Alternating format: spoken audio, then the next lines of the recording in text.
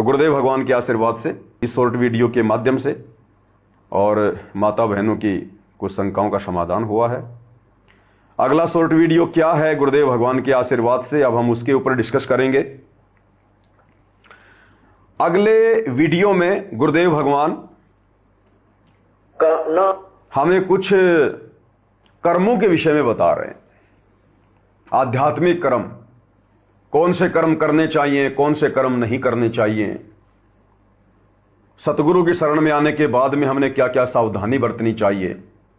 क्योंकि भाई और बहनों देखो, पहले तो परमात्मा ने अलग अलग जगह पे जाके सत्संगतियां करवाई, बहुत सत्संगतियां हुई।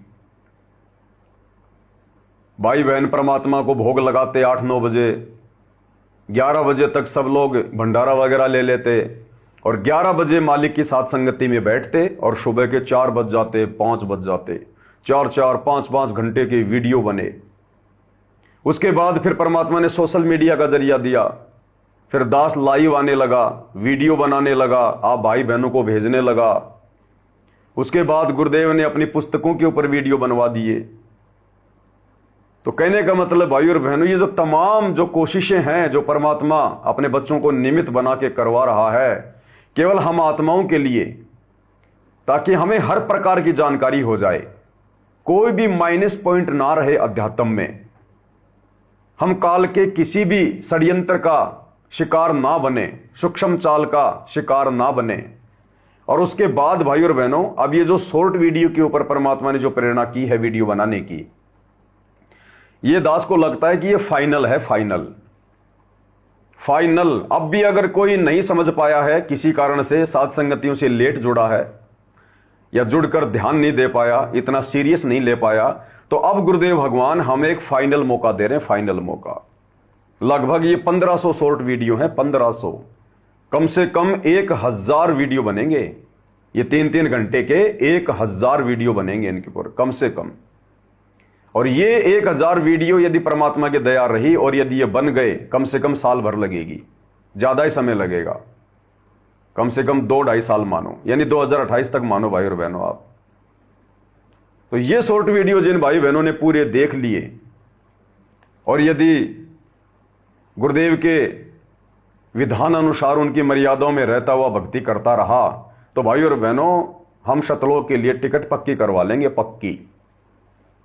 हम फिर मार नहीं खाएंगे, हम फिर काल के जाल में नहीं फंसेंगे, हमें कोई भी डगमग नहीं कर पाएगा, हमारे मन में कोई शंका पैदा नहीं कर पाएगा। तो गुरुदेव भगवान हमें इस छोटे से सत्संग के माध्यम से निर्देशित कर रहे हैं, कर्मों की जानकारी दे रहे हैं। गीता अध्याय 3 श्लोक नंबर 9 का जिक्र कर रहे हैं। और गुरुदेव भगवान क्या कह रहे हैं कि यज्ञ के निमित्त जो कर्म हैं, यदि उनके विपरीत हम कोई अन्य कर्म करेंगे तो फिर हम परमात्मा के दोषी बनेंगे, हम परमात्मा के दोषी। अब यज्ञ के निमित्त किए जाने वाले कौन से कर्म हैं? यज्ञ यानी धार्मिक यज्ञ, धार्मिक अनुष्ठान। और ये धार्मिक अनुष्ठानों की जानकारी स्वयं कबीर परमात्मा तत्वदर्शी संत की भूमिका निभाकर स्वयं देता है। तो उन धार्मिक अनुष्ठानों की जानकारी, उन यज्ञों की जानकारी हमें गुरुदेव भगवान ने दी। क्या जानकारी दी? सबसे पहले गुरुदेव भगवान ने हमें सत्संग सुनाए, हमें सृष्टि रचना सुनाई, हमें भक्ति मार्ग से परिचित करवाया, हमें अपनी शरण में लिया। और शरण में लेने के बाद गुरुदेव ने फिर हमें कुछ नियम दिए, कुछ मर्यादाएं बताई। उसके बाद गुरुदेव ने हमें 5 यज्ञ दिए। एक यज्ञ है ज्ञान की, दूजी यज्ञ है ध्यान, तीजी यज्ञ है हवन की, चौथी यज्ञ प्रणाम और 5वीं यज्ञ है धर्म यज्ञ। तो ये 5 यज्ञ हमें गुरुदेव भगवान ने दे दी। ये हैं वो यज्ञ वास्तव में जो गीता अध्याय 3 श्लोक नंबर 9 में बताया गया है। और जो मर्यादा हमें गुरुदेव ने दे दी, जो नियम बता दिए, इनके विपरीत यदि हम अन्य किसी के बहकाव में आके, अन्य किसी की बातों में आके या मनमाना आचरण करते हुए यदि हम अन्य कोई यज्ञ करते हैं, कोई धार्मिक अनुष्ठान करते हैं, अन्य कोई पूजा पाठ करते हैं, दान धर्म करते हैं, तो फिर ये यज्ञों के विपरीत हो जाएगा। गीता अध्याय 3 श्लोक नंबर 9 के विपरीत हो जाएगा। ऐसा करने से फिर परमात्मा का विधान टूटेगा, क्योंकि वेद इस काल को परमात्मा ने दिए और वेदों का ज्ञान ही गीता जी में है। तो यह परमात्मा का दिया हुआ ज्ञान है, परमात्मा का विधान है। इसलिए गुरुदेव भगवान हमें गीता अध्याय 3 श्लोक नंबर 9 का जिक्र करते हुए समझा रहे हैं। एक बार हम गुरुदेव भगवान के मुख कमल से समझते हैं, उसके बाद फिर और विश्लेषण करेंगे कि वर्तमान में काल प्रेरणा से आप और हम भाई बहन कहां कहां मार खा रहे हैं और कैसे बचा जा सकता है। उठत नाम बैठत नाम सोवत जागवे, नाम खाते नाम पीते नाम से ती लागवे। यजुर्वेद अध्याय नंबर 40 के श्लोक 15 में कहा कि ओम करतु समर किलवे समर करतुम समर।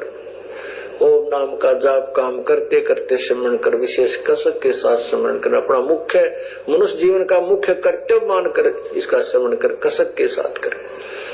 जैसे आप यहाँ से बैठते हो 2 घंटे बस में, 3 घंटे बस में लगे या जीप अपनी सवारी में लगते हैं, यहीं से अपना आंखें बंद करके या खोल कर जैसे भी और परमात्मा के नाम का सिमरण करता जावे। आवे जब सिमरण करता आवे तो चलते फिरते उठते बैठते परमात्मा के नाम के कमाई करनी है, इसी से हम पार होंगे। तो ये परमात्मा ने हमें जाप की विधि बता दी। अब आगे अब 9वें में क्या कहा है? 8वां आपने पढ़ लिया, अब 9वां देखिए। गीता अध्याय 3 श्लोक नंबर 9 में क्या जानकारी दी जा रही है, गुरुदेव भगवान क्या समझा रहे हैं, ध्यान से सुनिए। यज्ञ के निमित्त किए जाने वाले कर्मों के से अतिरिक्त दूसरे कर्मों में लगा हुआ यह मनुष्य समुदाय कर्मों से बंधता है। इसलिए हे अर्जुन, आसक्ति रहित होकर उस यज्ञ के निमित्त कर्तव्य कर्म कर। अब क्या बताया है कि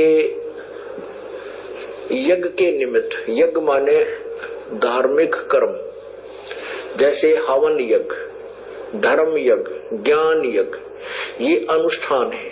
परमात्मा के धार्मिक अनुष्ठानों के अतिरिक्त जो भी हम कर्म करते हैं वो तो हमें कर्मों में बांधते हैं। क्या कह रहे हैं गुरुदेव भगवान, कितना जबरदस्त पॉइंट है।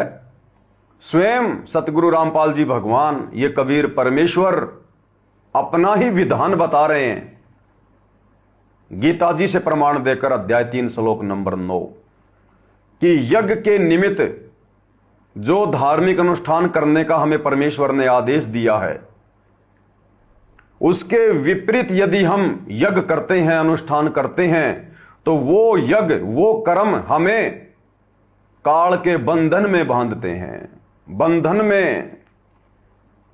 और कौन से कर्म करने चाहिए, कौन से यज्ञ करने चाहिए, कौन से कर्म और यज्ञ नहीं करने चाहिए, यह संपूर्ण जानकारी हमें गुरुदेव ने अपने सत्संगों में दे दी और बता दिया गुरुदेव ने कि बच्चों, तुम्हें 5 यज्ञ दे दिए हैं, तुम्हें नियम बता दिए, मर्यादा बता दी, बस इस हिसाब से तुमने भक्ति मार्ग पर चलना है। अब इसके विपरीत यदि तुम अपना मनमाना आचरण करोगे तो फिर तुम कर्म बंधनों में बंधोगे। कर्म बंधनों में तुम सोचोगे कि मैं मुक्त हो जाऊंगा, मैं सतलोक चला जाऊंगा, मेरा मोक्ष हो जाऊंगा, परंतु तुम्हें काल कर्म बंधनों में बांध रहा है, क्योंकि तुम परमात्मा का विधान तोड़ रहे हो। तो यज्ञ के निमित्त जो कर्म है वो गुरुदेव ने बता दिए। 5 यज्ञ हैं जो प्रतिदिन हम अपने घर पर करते हैं। इसके अलावा नियम और मर्यादाएं हैं। अब काल भी तो भाई और बहनों 21 ब्रह्मांड का राजा है। वो कैसे गीता अध्याय 3 श्लोक नंबर 9 के अनुसार भक्तों को मर्यादा में रह के भक्ति करने देगा? वो स्वयं हर किसी के सामने नहीं आता, परंतु वो अन्य में प्रवेश करके जो मर्यादा विहीन होते हैं या कुप्रेरणा करके वो अपना जाल फैलाता है। और ये जाल उसने फैला रखा है सतलोक आश्रम मैनेजमेंट हरियाणा के ऊपर। गुरुदेव भगवान 2014 में हिसार जेल गए। वर्तमान समय 2025 चल रहा है, लगभग 12 वर्ष हो चुके हैं। गीता अध्याय 3 श्लोक 9 के विपरीत सारे कर्म जो हमें बंधनों में बांधते हैं काल करवा रहा है आश्रम वालों से। धनाना गांव में भक्तों के ज्योति पाठ और दान के पैसों से 1 करोड़ रुपए की लागत से बैडमिंटन का स्टेडियम बनवाना सतलोक आश्रम मैनेजमेंट हरियाणा के द्वारा, ये यज्ञ के निमित्त किए गए कर्मों में नहीं आता। ये वो कर्म है जो भक्तों को कर्म बंधन में बांधेगा, क्योंकि ये गुरुदेव के विधान और नियमों के विपरीत है। गुरुदेव ने हमें मोबाइल में भी गेम खेलने के लिए या कोई गेम खेलता है तो उसका सहयोग करने के लिए मना किया है, परंतु यहां पर स्टेडियम बना दिया गया गांव वालों के लिए। काल ने भक्तों को कर्म बंधन में बांधना शुरू कर दिया। गुरुदेव ने हमें मना किया कि हमने जगत वालों के साथ में, दुनिया वालों के साथ में ज्यादा यारी दोस्ती नहीं निभानी है। दुनिया से ती दोस्ती, पड़े भजन में भंग, एकाएकी राम से या साधु के संग। परंतु काल ने भक्तों को कर्म बंधन में बांधते हुए हरियाणा के जाट आरक्षण में लाखों भक्तों को उनके धरनों पर बैठा दिया। गुरुदेव ने हमें आदेश दिया, हमें आज्ञा दी कि हमने किसी भी कुपात्र को दान नहीं करना, चंदा नहीं देना। परंतु संगत ने अपने गुरुदेव के इस आदेश की पालना ना करते हुए गुरुदेव की गैर हाजिरी में कुपात्र सतलोक आश्रम मैनेजमेंट हरियाणा को जी खोलकर ज्योति पाठ और दान का पैसा दिया। यहां काल ने संगत को कर्म बंधन में बांध दिया, क्योंकि गुरुदेव कहते हैं कि गुरु बिन माला फेरते, गुरु बिन देते दान, और गुरु बिन दोनों निष्फल है, चाहे पूछो वेद पुराण। गुरु बिन दान यज्ञ जो कर ही मिथ्या होए कभू न फल ही। और गुरुदेव कहते हैं कि सुपात्र को दान देना चाहिए, कुपात्र को नहीं। और सुपात्र गुरुदेव ने केवल अपने आप को बताया, पूरी सृष्टि में दूसरा कोई नहीं। तो यहां तो संगत दोषी हो गई, यज्ञ के निमित्त किए जाने वाले कर्मों के विपरीत कर्म कर दिया, कुपात्रों को दान दे दिया। तो काल ने संगत को कर्म बंधनों में बांधना शुरू कर दिया। उसके बाद सतलोक आश्रम मैनेजमेंट हरियाणा, इन्होंने फिर वो दान का पैसा हरियाणा के जाट आरक्षण में करोड़ों में चंदे के रूप में दे दिया। राजस्थान के गैंगस्टर आनंदपाल सिंह की सीबीआई जांच के समर्थन में लाखों रुपया चंदे के रूप में दे दिया।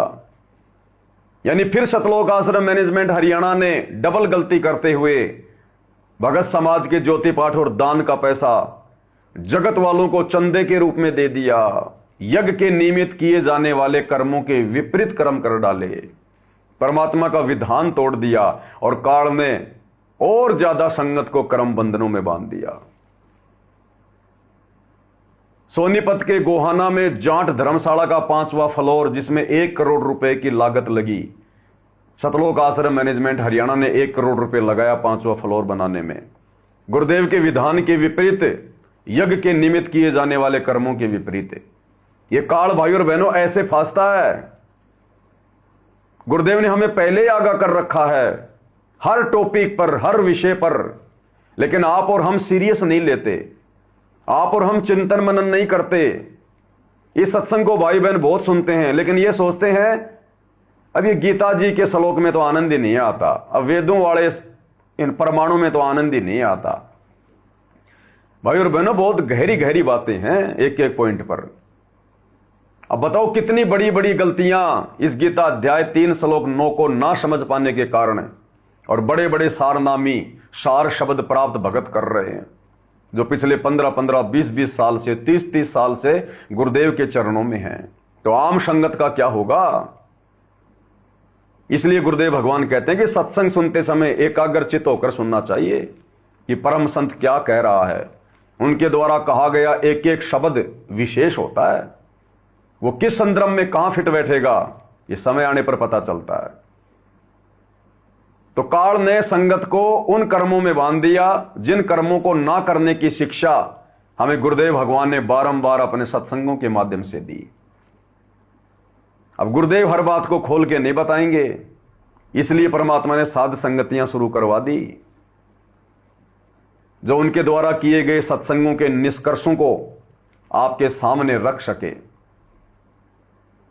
तो बहुत सारे कुकर्म गुरुदेव के ज्ञान और मर्यादाओं के विरुद्ध जो सतलोक आश्रम मैनेजमेंट हरियाणा कर रहा है, जैसे परशुराम की जयंती में भगत समाज को बैठा देना, जितने भगत हरियाणा रोडवेज बसों में बैठकर रोहतक के पैरावर में परशुराम की जयंती में मुख्यमंत्री की रैली में गए थे, सबको काल ने कर्म बंधनों में बांध लिया, क्योंकि वो आन उपासना के अंतर्गत आता है। वो पैरावर धाम है और परशुराम की जयंती मनाई जा रही थी, वो धार्मिक प्रोग्राम था। और गुरुदेव ने हमें आन उपासना के तहत जितने भी धार्मिक प्रोग्राम होते हैं, जागरण होते हैं, सत्संग होते हैं, हमें वहां जाने के लिए मना किया है। बिल्कुल नहीं जाना हमें। और काल ने संगत को वहां पर भेज दिया और कर्म बंधनों में बांध लिया। हरियाणा के सिरसा के अनाज मंडी में कबीर जयंती मनाई जा रही थी नकली कबीर पंथियों के द्वारा। सतलोक आश्रम मैनेजमेंट हरियाणा ने भगत समाज को हरियाणा रोडवेज की बसों में बैठाकर वहां भी बैठा दिया, आन उपासना में सहयोग करवा दिया। काल ने भगत समाज को कर्म बंधनों में बांध दिया। तो भाइयों और बहनों, ये जितने भी जो कर्म हैं जो वर्तमान में इन आश्रम वालों के द्वारा किए जा रहे हैं, मनमुखी रूप से गुरु को मानुष मानकर अन्नपूर्णा मुहिम शुरू कर दी जबरदस्ती, जिसकी कोई आवश्यकता नहीं थी, या सब अपना कर्म भोग रहे हैं। हम कौन होते हैं बीच में दखलंदाजी देने वाले? गुरुदेव ने जितना बताया उतना करना था कि उनको परमात्मा से जोड़ो, उनको नाम दीक्षा से जोड़ो। वो जैसे जैसे भक्ति करेंगे उनके शुभ कर्म बनेंगे, परमात्मा उनको भी संभालेगा, उनका भी मकान बनवाएगा एक दिन, उनको भी परमात्मा धन धान्य से परिपूर्ण कर देगा। लेकिन गीता अध्याय 3 श्लोक 9, काल ने तो कर्म बंधनों में बांधना है। और बांधेगा किसको? विशेषकर उन्हीं को बांधेगा जो काल की गोद से निकलकर शतलोक जाने की तैयारी कर रहे हैं। बाकी तो सब काल की हद में है, उनको तो सतभक्ति प्राप्त नहीं है, तो काल को उनकी चिंता नहीं है। काल को चिंता है सतगुरु रामपाल जी के भक्तों की कहीं ये मेरे जाल से बाहर ना निकल जाए, मेरा भोजन कहीं मेरे मुख से ना छीना जाए। तो काल ने संगत को बुरी तरह से बांध रखा है, बुरी तरह से। और भाई और बहनों, दास को लगता है कि अब तो पानी सिर के ऊपर से जा चुका है। इन लोगों ने ऐसी ऐसी गलतियां कर दी, वो गलतियां कर दी जिन गलतियों की शायद ही इनको इस कलयुग की पिछली पीढ़ी में, इस मनुष्य जन्म में कोई माफी मिले। और साथ में सौभाग्य उन आत्माओं का, सत्सेवक भाई बहनों का, जिनको परमेश्वर ने साध संगति से जोड़कर, सुसंगति से जोड़कर काल के कर्म बंधनों में फंसने वाले कर्मों से बचाए रखा। ये सत्संग परमात्मा ने मनोरंजन के लिए थोड़ी किए थे। ये गीता से प्रमाण, वेदों से प्रमाण, ये पुराणों से प्रमाण टाइम पास के लिए थोड़ी बताए थे। समय आता है जब भगत की परीक्षा होती है, जब भगत धर्म संकट वाली स्थिति में आता है, तो ऐसी स्थिति में सतगुरु हाथ पकड़ के आगे नहीं करेगा। ऐसी स्थिति में हमने सतगुरु के तत्व ज्ञान को आधार बनाकर ही अपना बीच बचाव करना होता है। तो सत्सेवक भाई बहनों ने बीच बचाव किया, कर लिया, और बाकी संगत काल के झेरे कुएं में जा गिरी। इसलिए गुरुदेव भगवान हमें समझा रहे हैं, बता रहे हैं। अब आपको बहुत अच्छे से ये सत्संग जब दोबारा सुनेंगे, आपको बहुत अच्छे से समझ में आएगा भी। अब 9वें में क्या कहा है? 8वां आपने पढ़ लिया, अब 9वां देखिए। यज्ञ के निमित्त किए जाने वाले कर्मों के से अतिरिक्त दूसरे कर्मों में लगा हुआ यह मनुष्य समुदाय कर्मों से बंधता है। इसलिए हे अर्जुन, आसक्ति रहित होकर उस यज्ञ के निमित्त कर्तव्य कर्म कर। कर्तव्य कौन से कर्तव्य कर्म? जो गुरुदेव भगवान ने आज हमें बता दिए हैं, बस वही कर। इसके अलावा किसी के मनमाने आचरण का शिकार मत बन, देखा देखी भेड़ चाल में मत चल, होश में जोश मत खो। क्योंकि गीता जी में जिन अध्यायों में जो भक्ति का विधान बताया गया है, आज वो भगवान साक्षात आप और हमें सतगुरु रामपाल जी के रूप में प्राप्त है। तो गुरुदेव ने हमें जो यज्ञ बता दिए, जो धर्म कर्म की जो नीति बता दी, सुमरण सत्संग, बस उनके अतिरिक्त कुछ नहीं, मनमाना आचरण नहीं, अन्यथा काल के कर्मों में बंधेंगे फिर, जैसे 90% संगत बंध चुकी है। अब क्या बता है कि यज्ञ के निमित्त, यज्ञ माने धार्मिक कर्म, जैसे हवन यज्ञ, धर्म यज्ञ, ज्ञान यज्ञ, ये अनुष्ठान है। परमात्मा के धार्मिक अनुष्ठानों के अतिरिक्त जो भी हम कर्म करते हैं वो तो हमें कर्मों में बांधते हैं, और ये कर्म हमें, ये भी कर्म है, ये कर्म हम कर्मों को छुड़वाते हैं, उनसे बंधन से मुक्त करते हैं। तो इसलिए कर्तव्य कर्म कर। क्या कह रहे हैं गुरुदेव भगवान कि जो कर्म आपको परम संत के द्वारा बताए जाएंगे, सतगुरु के द्वारा जो बताए जाएंगे, वो भी कर्म है। वो यज्ञ, वो धार्मिक अनुष्ठान, वो भी वो कर्म है, यानी वो करने योग्य हैं। लेकिन वो कर्म आपको काल के कर्म बंधनों से मुक्त करवाएंगे। और जिन कर्मों के ना करने के लिए गुरुदेव आदेश देते हैं, धार्मिक शास्त्र हमें आदेश देते हैं, उन कर्मों के करने से फिर हम काल के बंधन में बंधेंगे। इसलिए गुरुदेव भगवान कह रहे कि कौन से कर्म करने चाहिए और कौन से कर्म नहीं करने चाहिए। इसके लिए गीता अध्याय 16 श्लोक नंबर 23 ही प्रमाण है कि शास्त्र विधि को त्याग कर जो मनमाना आचरण करते हैं, उनकी ना कोई गति होती है, ना कोई उनको सिद्धि प्राप्त होती है, और वो काल के कर्म बंधन में बंधते हैं। फिर गीता अध्याय 16 श्लोक नंबर 24 में कहा है, इसलिए अर्जुन, कर्तव्य और अकर्तव्य कर्मों की जानकारी के लिए कि कौन से कर्म करने चाहिए, कौन से कर्म नहीं करने चाहिए, शास्त्र ही प्रमाण है। तो वर्तमान में हम भक्तों के लिए सबसे बड़े शास्त्र क्या हैं? गुरुदेव के सत्संग, गुरुदेव की पुस्तकें, ये सबसे बड़े प्रमाण हैं, धर्म ग्रंथ हैं, शास्त्र हैं। तो गुरुदेव ने हमें जो धर्म कर्म की जो प्रक्रिया बता दी है, बस हमने उसी अनुसार अपनी भक्ति को आगे सफल करना है। इसके विपरीत जो कर्म सतलोक आश्रम मैनेजमेंट हरियाणा कर रहा है, ये सारे कर्म भगत को कर्म बंधन में बांधने वाले हैं। तो भाई और बहनों, हम सभी भाई बहन ध्यान रखें इन बातों का। ये हमारा फाइनल रिवीजन चल रहा है, फाइनल रिवीजन। अब भी यदि कोई काल के जाल में फंसेगा तो वही उस भगत की अपनी नादानी होगी, अपनी नादानी। और परमात्मा फिर ऐसे भक्तों से बहुत ज्यादा रुष्ट होता है।